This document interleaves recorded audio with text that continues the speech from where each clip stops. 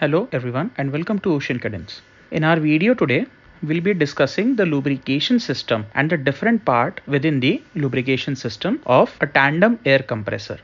So let us start. As we know, the tandem air compressor is one that has a twin cross section piston design, which basically means that the higher end of the piston or the top part of the piston is a separate cross section altogether, whereas the lower part is a lesser cross section. This is because the simultaneous compression is so arranged that the top half presents as the first unit along with the cylinder liner, and the bottom part creates the second unit with the cylinder liner.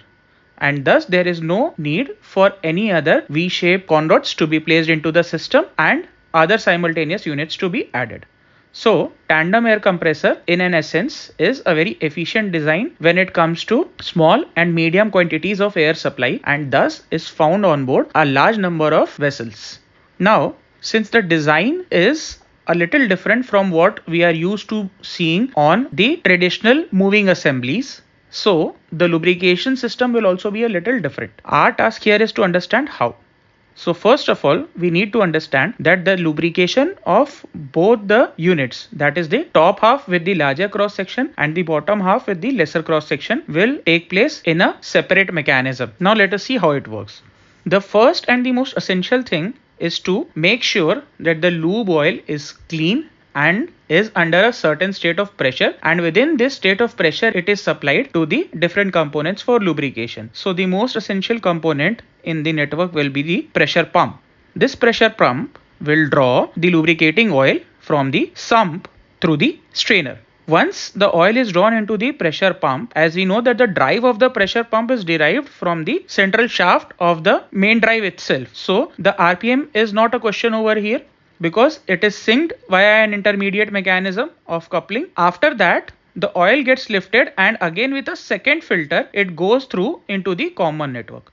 Within the common network, it then gets bifurcated into the forward and the astern side of the bearing. What it essentially means is that obviously for one conrod unit within the compressor, there will be a front and there will be a rear end bearing. So the oil gets bifurcated into those two. How does it happen? The common piping connects at the top end of the bearing shell or the cover basically. And through this connection, the oil finds its way into the drilled oil passage of the central shaft. Through this drilled oil passage, it then goes on to the pin side, that is the crank pin side, from where it finds its spot upward. Before doing so, the oil also finds its space by squeezing between the shells of the bearing and lubricates the bearing.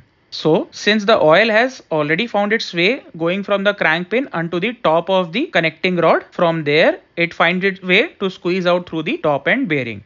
And again through the lubricating holes, which will be in some of the tandem designs present at the bottom side of the simultaneous arrangement of the piston rings, it will find the passage and escape out, thus allowing the oil to find its space between the piston rings and the liner.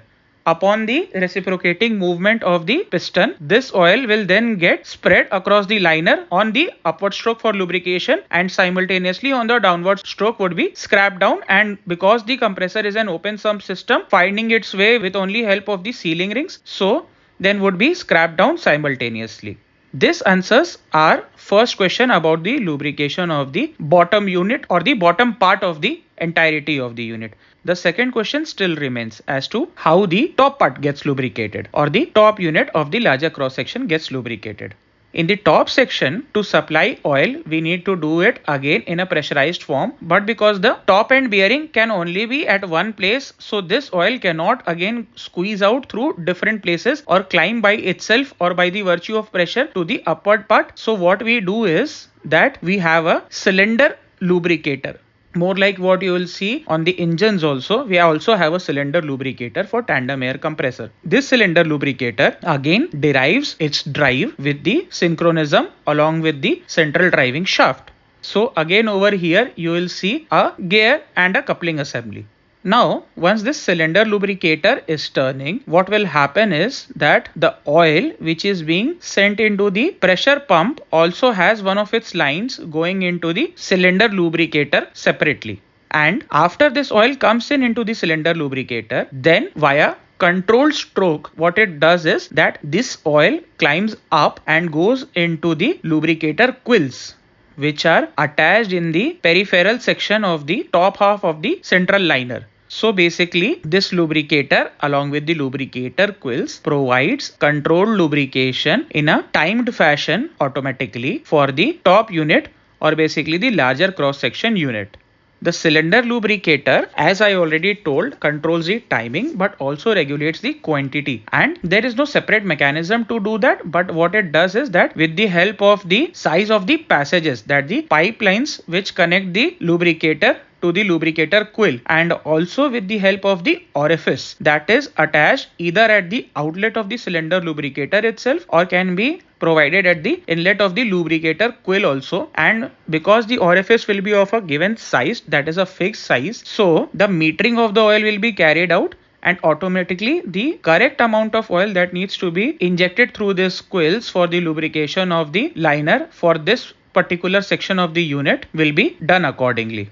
In some designs, you'll also notice as a different variant of this that instead of the quills being attached over here, the line would directly go on the top of the head and the lubrication will be carried out through the intake passage of the air, that is through the intake section of the compressor for this particular unit, which is also a variant of tandem air compressor lubrication system.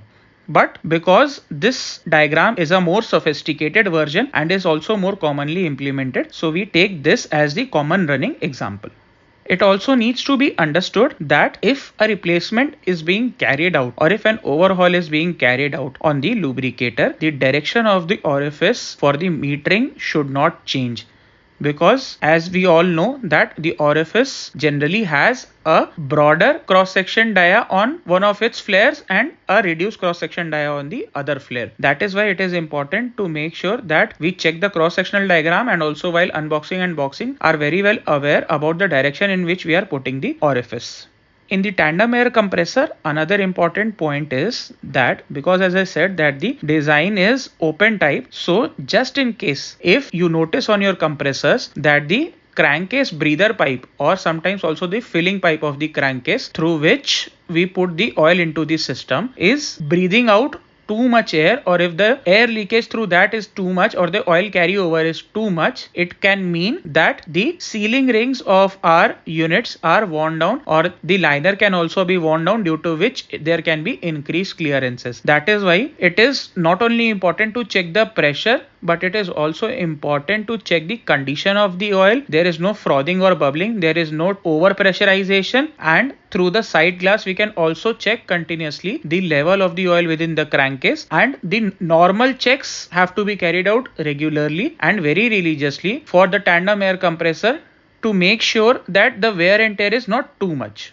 Also, while crankcase inspections for such compressors essentially look for metal debris or white debris in the crankcase side to ensure that we get to know if the bearing wear down or if a scrapping of the liner has happened due to any unforeseen circumstances, and we can take corrective or preventive actions accordingly. I hope that this elaborate understanding helps you deal with the compressor available on board and understand its lubrication system in a better way. If you have any further doubts specific to the design on board your vessel, please feel free to reach out to us in the comment section. Also, do not forget to like our videos and subscribe our channel, and make sure to share our videos with your colleagues and spread the word. Thank you.